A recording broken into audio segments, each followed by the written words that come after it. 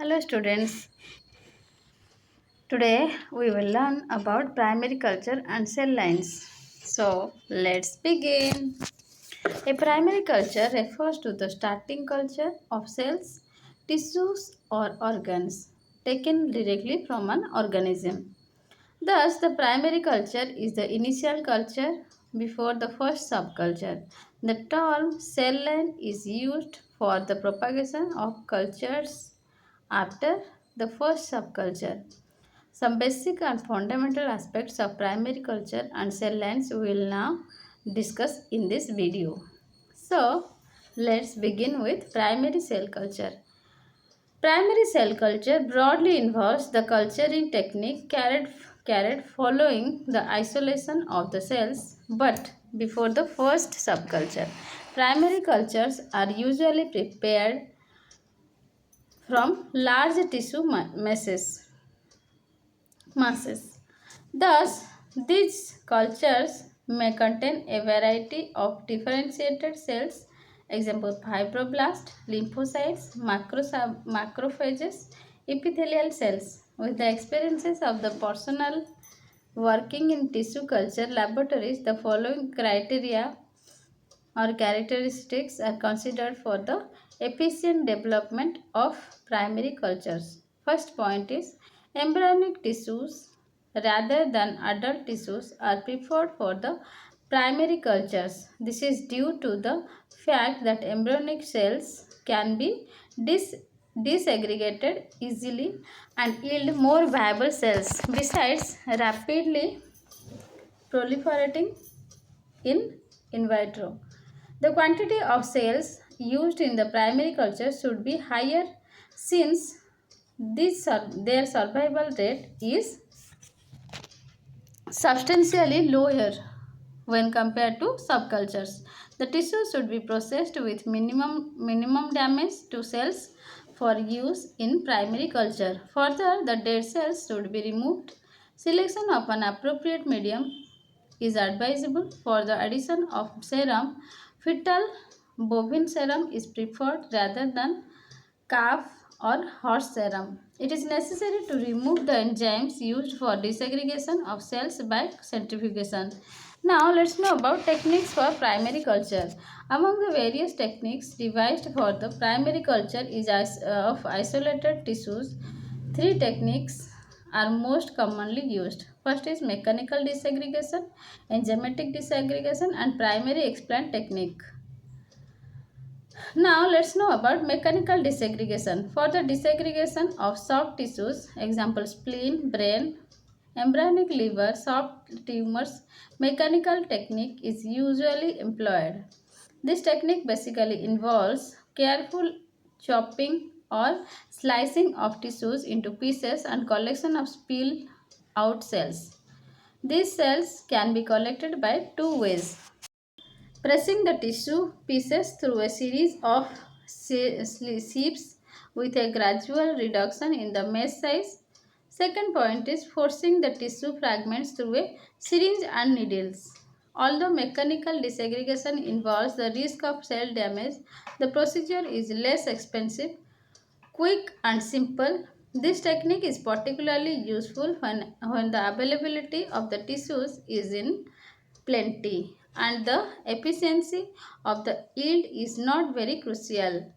It must it must however be noted that the viability of cells obtained from mechanical techniques is much lower than the enzymatic techniques. Now let's know about enzymatic disaggregation. Enzymatic disaggregation is mostly used when high recovery of cells is required from a tissue.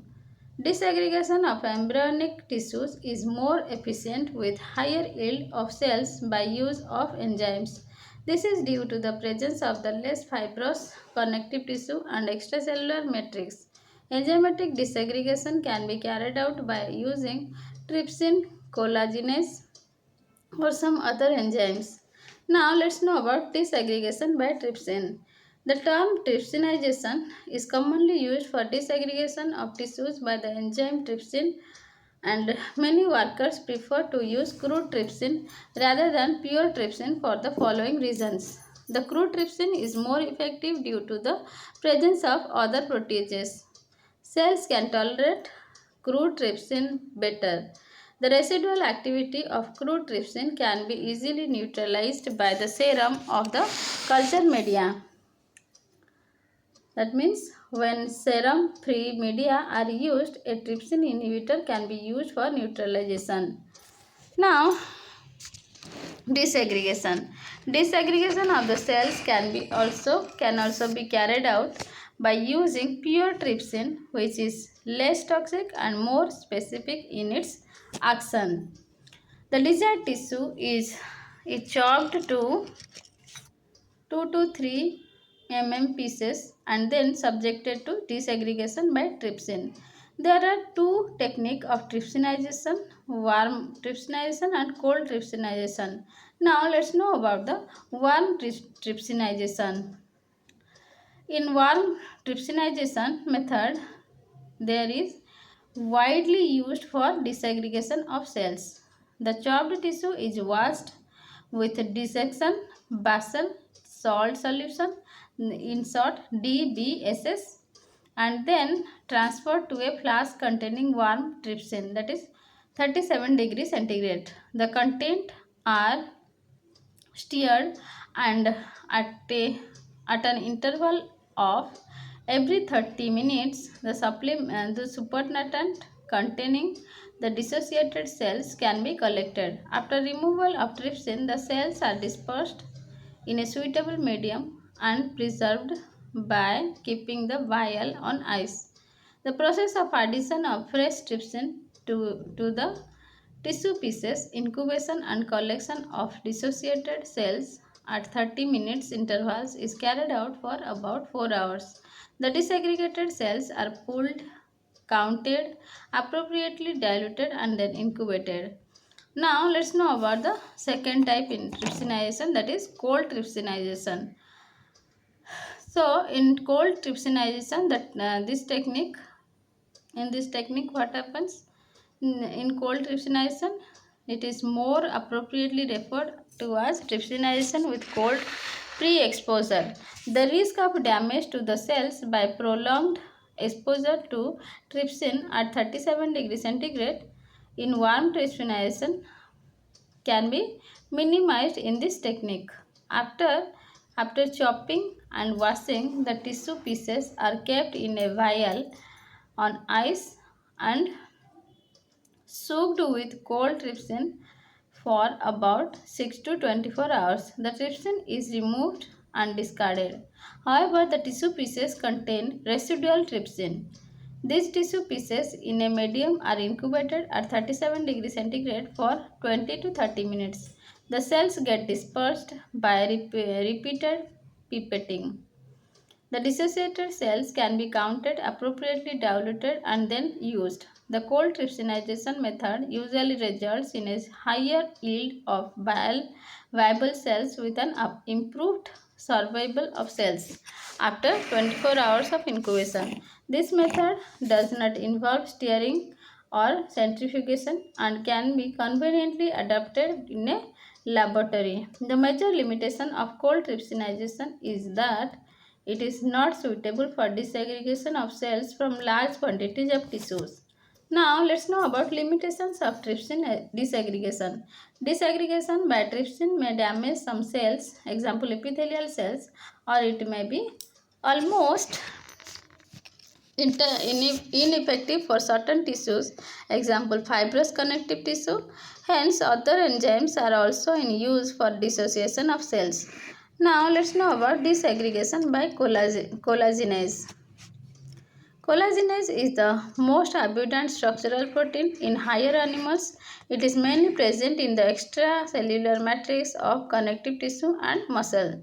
The enzyme collagenase, usually a crude one contaminated with non-specific proteases, can be effectively used for the disaggregation of several tissues, normal or malignant, that may be sensitive to trypsin. Highly purified grades of collagenase have been tried, but they are less effective when compared to crude collagenase. The desired tissues are suspended in basal salt solution containing antibiotics is chopped into pieces. These pieces are washed by settling and collagenase. After incubating for 1 to 5 days, the tissue pieces are dispersed by pipetting. The clusters of cells are separated by settling. The epithelial cells and fibroblastic cells can be separated. Now, collagenase disaggregation. Collagenase disaggregation has been successfully used for human brain, lung, and several other epithelial tissues besides various human tumors and other animal tissues. Addition of another enzyme, hyaluronidase, acts on carbohydrate residues on cell surface, promotes disaggregation. Collagenase in combination with hyaluronidase is found to be very effective for dissociating rat or rabbit liver. This can be done by perfusing the whole organ in situ. Some workers use collagenase in conjunction with trypsin, a formulation developed in chick serum for disaggregation of certain tissues. Now let's know about use of other enzymes in disaggregation. Trypsin and collagenase are the most widely used enzymes for disaggregation. Certain bacterial proteases, example proteinase disperse, have been used with limited success. Besides hyaluronidase, neuraminidase is also used in conjunction with collagenase for effective degradation of cell surface carbohydrates. Now let's know about primary explant techniques. The primary explant technique was in fact the original method developed by Harrison in 1907. This technique has undergone several modifications and is still in use. The simplified procedure adopted for primary explant culture is now we will discuss. The tissue in basal salt solution is finely chopped and washed by settlings. The basal salt solution is then removed. The tissue pieces are spread evenly over the growth surface. After addition of appropriate medium, incubation is carried out for 3 to 5 days. Then the medium is changed at weekly intervals until a substantial outgrowth of cells is observed. Now the explants are removed and transferred to a fresh culture vessel. The primary explant technique is particularly useful for disaggregation of small quantities of tissues. Example, skin biopsies. The other two techniques, mechanical or enzymatic disaggregation, however, are not suitable for small amounts of tissues as there is a risk of losing the cells. The limitation of explant techniques is the poor adhesiveness of certain tissues to the growth surface and the selection of the cells in the outgrowth. It is, however, observed that the primary explant technique can be used for a majority of embryonic cells, example fibroblast, myoblast, epithelial cells, glial cells. Now let's know about separation of viable and non-viable cells. It is a common practice to remove the non-viable cells while the primary culture is prepared from the disaggregated cells. This is usually done when the first change of the medium is carried out. The very few left over non-viable cells get diluted and gradually disappear as the proliferation of viable cells commences. Sometimes the non-viable cells from the primary cultures may be removed by centrifugation. The cells are mixed with fecal and sodium metrizoate and centrifuged. The dead cells form a pellet at the bottom of the tube. Now let's know about medical ethics and safety measures in culture techniques. Since the culture techniques involve the use of animal or human tissues, It is absolutely necessary to follow several safety measures and medical ethics.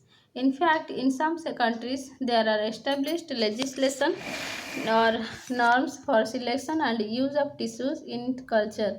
For example, in United Kingdom, Animal Experiments Act of 1986 is followed. The handling of human tissues poses several problems that are not usually encountered with animal tissues.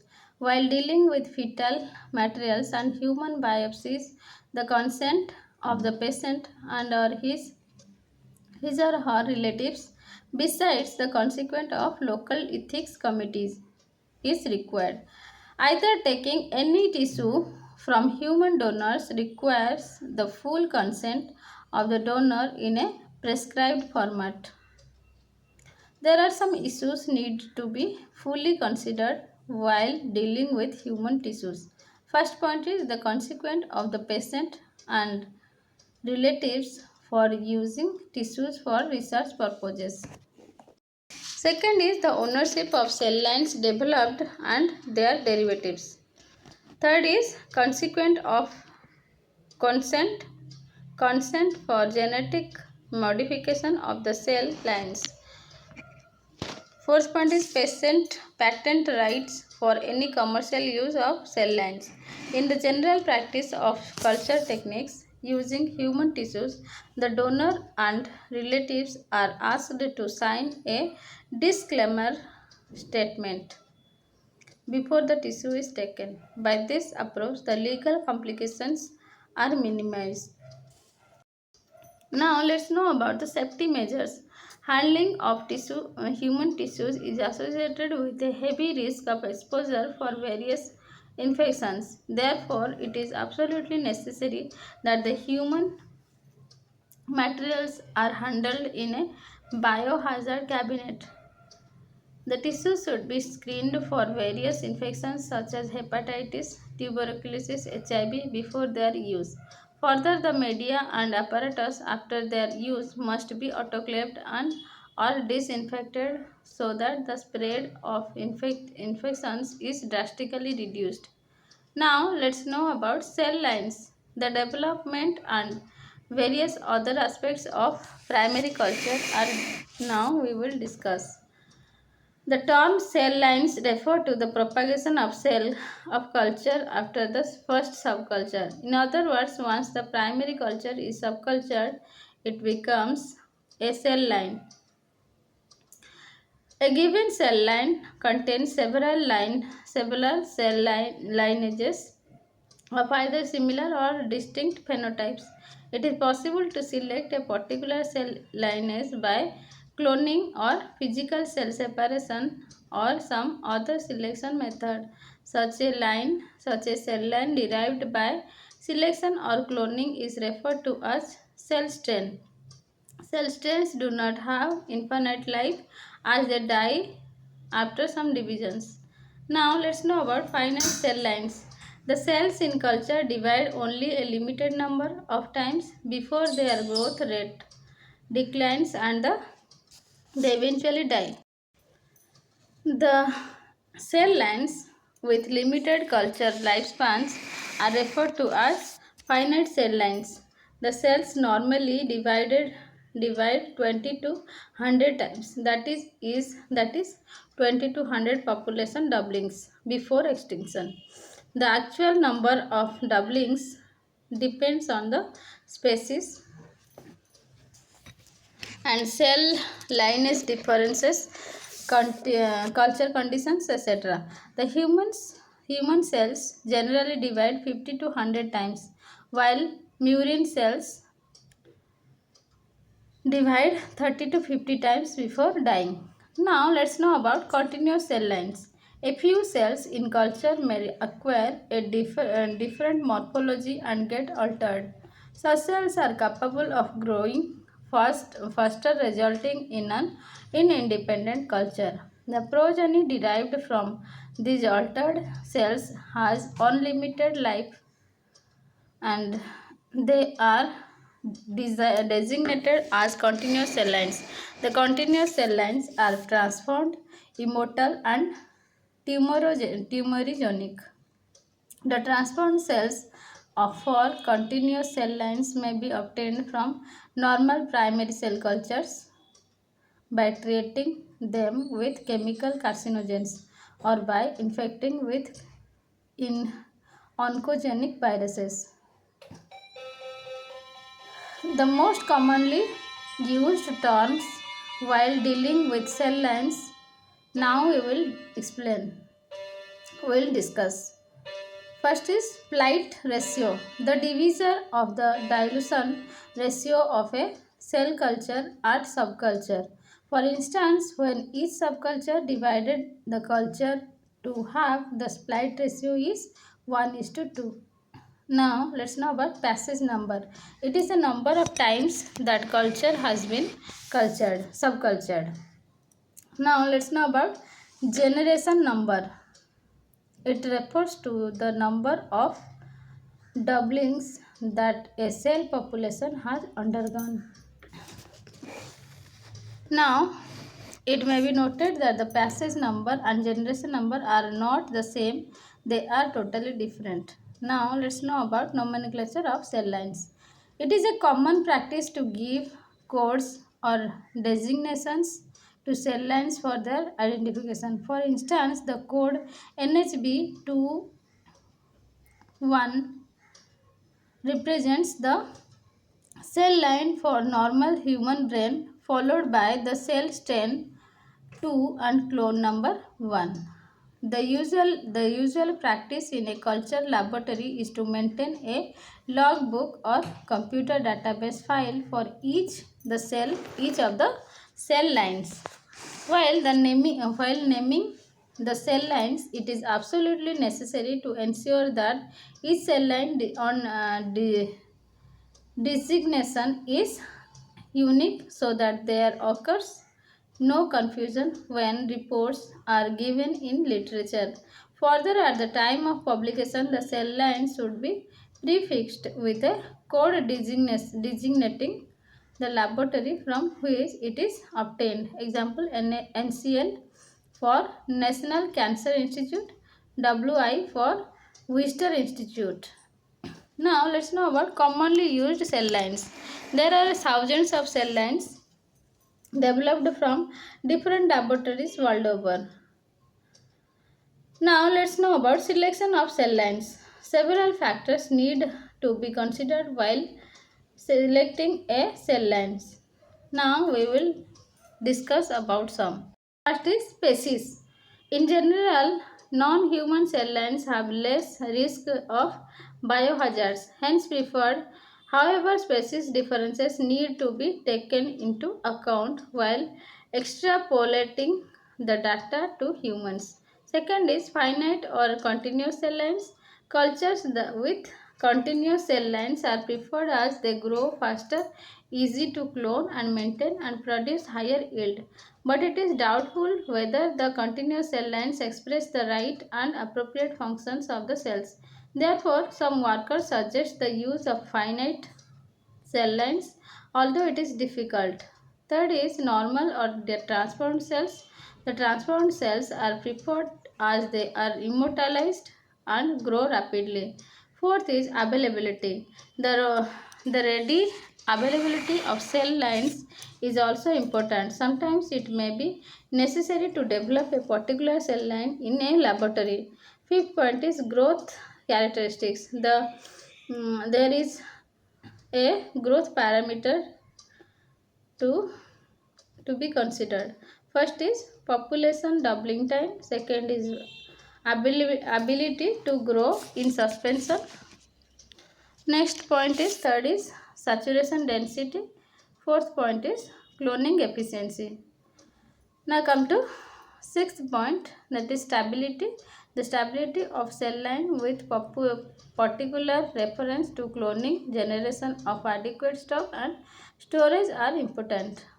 Seventh point is phenotypic expression. It is important that the cell lines possess cells with the right phenotypic expression.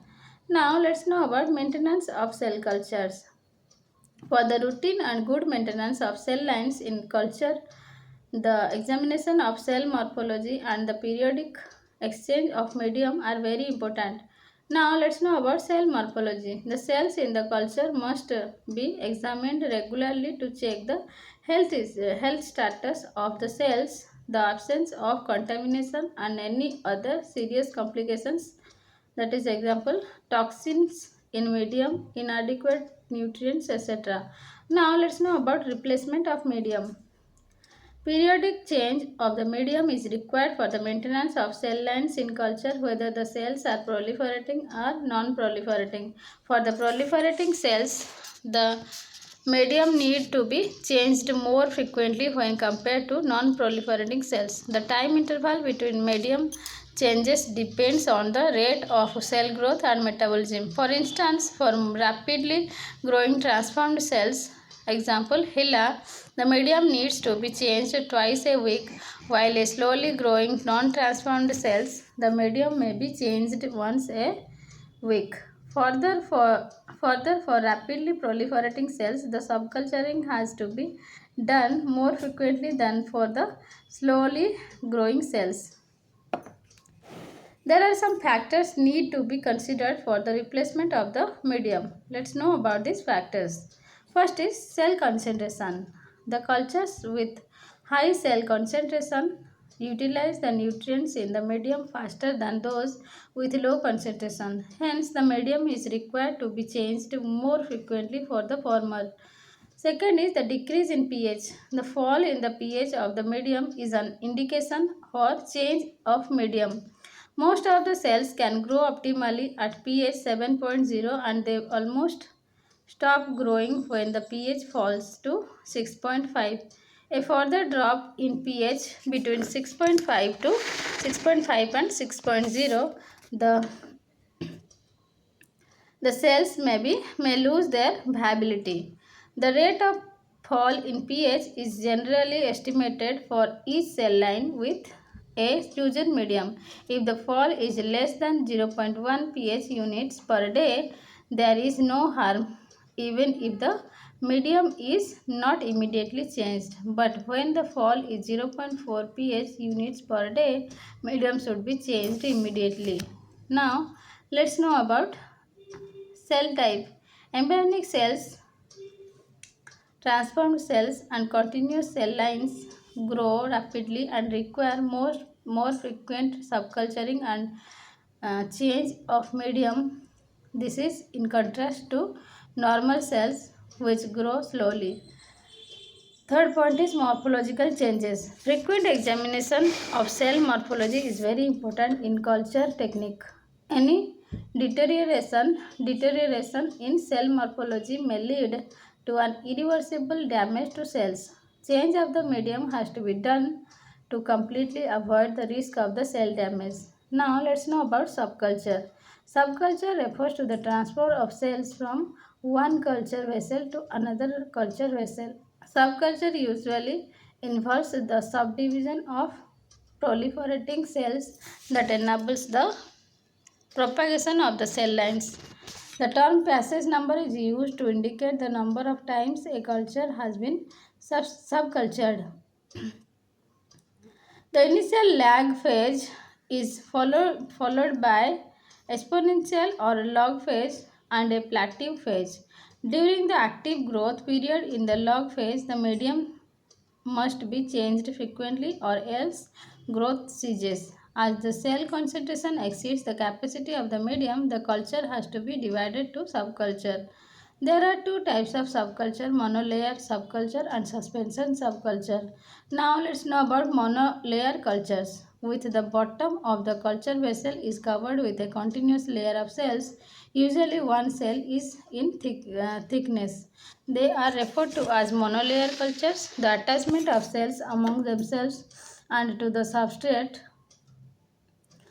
and calcium ions subculturing. For subculturing of monolayer cultures, it is usually necessary to remove the medium and dissociate the cells in the monolayer by degrading the cell adhesion molecules besides removing calcium ion. Now let's know about methods of cell dissociation. There is There are physical and enzymatic methods for dissociation of monolayer cultures. Mechanical secking and cell scrapping are employed for cultures which are loosely adhered, and the use of protease has to be avoided. Among the enzymes, trypsin is the most frequently used for certain cell monolayers which cannot be dissociated by trypsin. Other enzymes such as pronase, dispase, and collagenase are used. Prior to cell dissociation by enzymes, the monolayers are usually subjected to pretreatment of EDTA for the removal of Ca2+. Now let's know about criteria for subculture of monolayers. The subculturing is ideally carried out between the middle of the log phase and the time before they enter plateau phase. Subculture of the cells should not be done when they are in log phase. The other important criteria for subculture of monolayers now we will discuss. First point is culture density. It is advisable to subculture the normal or transformed monolayer cultures as soon as they reach in confluence. Confluence denotes the culture stage wherein all the available growth area is utilized and the cells make close contact with each other. Now let's know about medium exhaustion. A drop in pH is usually accompanied by an increase in culture cell density. Thus, when the pH falls, the medium must be changed followed by subculture. Now, let's know about scheduled timing of subculture. It is now possible to have specified scheduled timing for subculture of each cell line. For a majority of cell cultures, the medium change is usually done after 3 to 4 days and subculturing after 7 days. Now let's know about purpose of subculture. The purpose for which the cells are required is another important criteria for consideration of subculturing. Generally, if the cells are to be used for any specialized purpose, they have to be subcultured more frequently. Now let's know about techniques of monolayer subculture. The subculture of monolayer cells basically consists of some steps. Let's know about these steps. First is removal of medium. Second is brief exposure of the cells to trypsin. Third is removal of trypsin and dispersion in a medium. Fourth is incubation of cells to round up. Fifth is resuspension of cells in a medium for counting and reseeding. Sixth point is cells reseeded and grown to monolayers. Now let's know about cell concentration at subculture. Most of the continuous cell lines are subcultured at a seedling concentration between 1 into 10 to the power 4 and 5 into 10 to the power 4 cells per ml. However, for a new culture or subculture has to be started at a high concentration and gradually reduced. Now let's know about suspension cultures. Majority of the continuous cell lines grow as monolayers. Some of the cells which are non-adhesive, example cells of leukemia, or certain cells which can be mechanically kept in suspension can be propagated in suspension. The transformed cells are subcultured by this method. Subculture by suspension is comparable to culturing of bacteria or yeast. Now let's know about advantages of cell propagation by suspension. The process of propagation is faster. The lag phase is usually shorter. Results in homogeneous suspension of cells. Treatment with trypsin is not required. Scale up inconvenient. No need for frequent replacement of the medium. Maintenance is easy. Bulk production of cells can be conveniently achieved. Now let's know about criteria for suspension subculture. The criteria adopted for suspension subculture are the same as that already we discussed for monolayer subculture. Now let's know about some aspects. that have to be considered. First is culture density, second is pH change representing medium exhaustion, third is schedule timing of subculture, fourth is purpose of subculture. Now let's know about technique of suspension culture. The cells can be suspended in a culture flask, that is a stirrer flask containing the desired medium. The medium is continuously stirred with a magnetic pendulum rotating at the base of the flask. The cells have to periodically examined for contamination or signs of deterioration. Now let's know about stem cell cultures. The cells that retain their proliferative capacity throughout life are regarded as stem cells. When the stem cells divide, they can generate differentiated cells and some more stem cells. These stem cells are capable of regenerating tissues after injury. The lack of tissue specific differentiation markers is a characteristic feature of stem cells. Now let's know about embryonic stem cells. As the embryonic development occurs, cells of the inner mass of embryo, example, that is those contributing to further fetus, represent embryonic stem cells. They continue to divide and remain in an undifferentiated to totipotent state. It has been possible to establish and maintain cell lines for ES cells.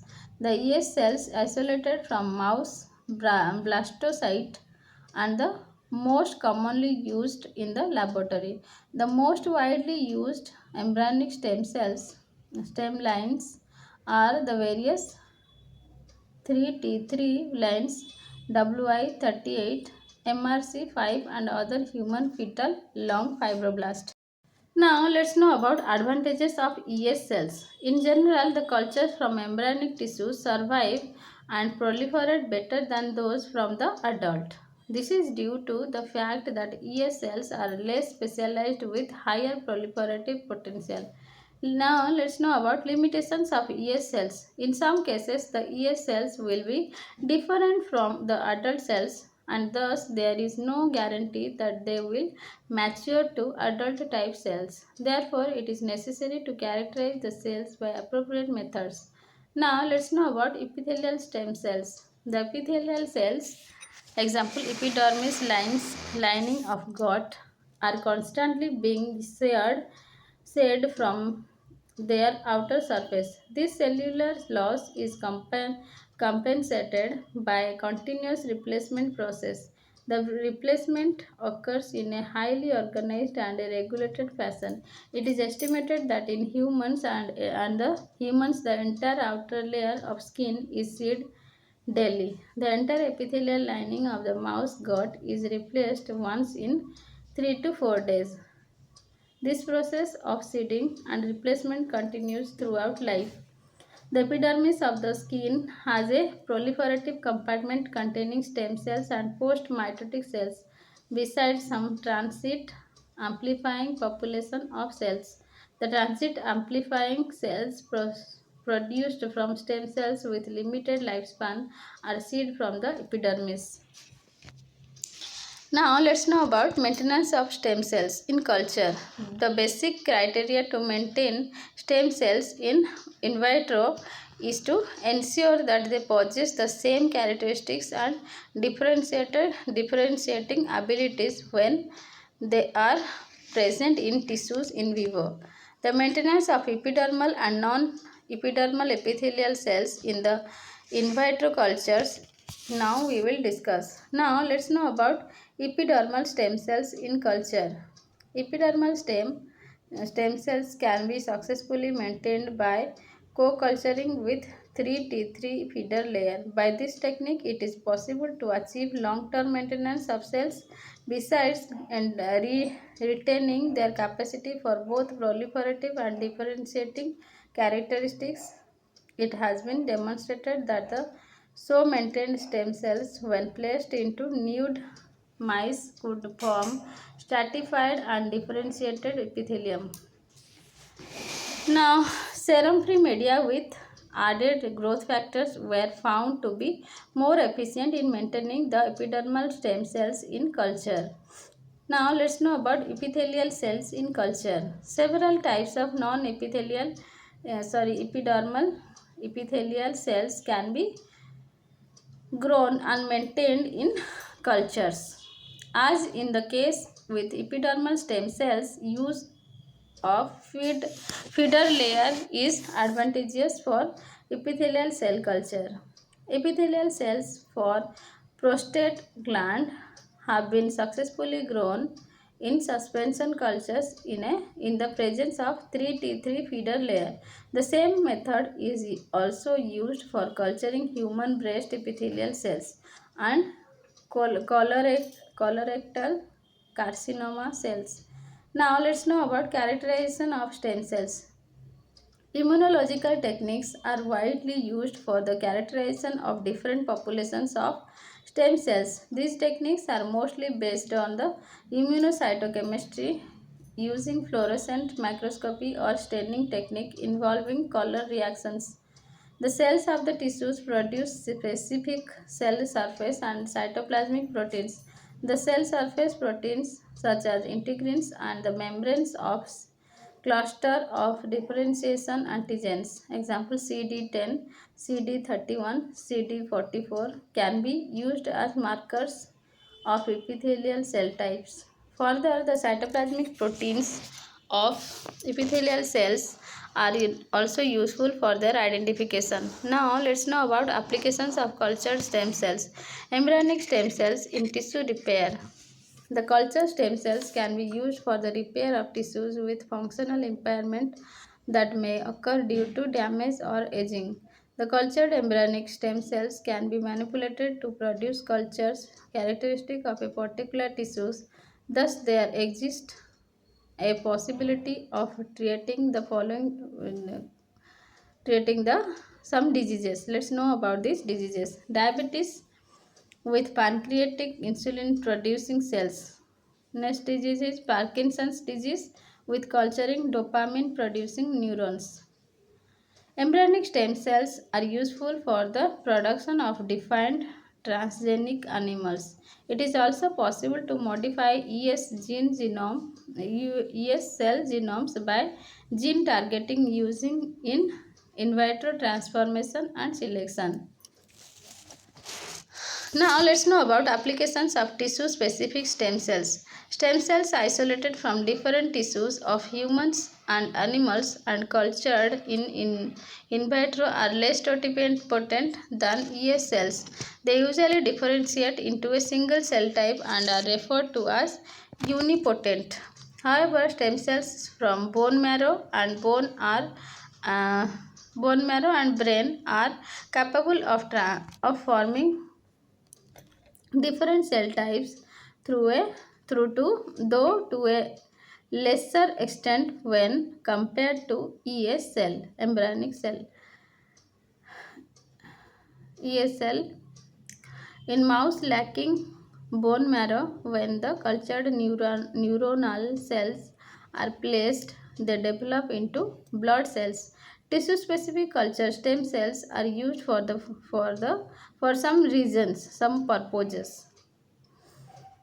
First purpose is in surgical repair and tissue grafting. Second is in gene therapy. Finally finished. Any questions regarding this? You can ask me in the comment box and subscribe my channel to know more biotechnological topics. Thank you.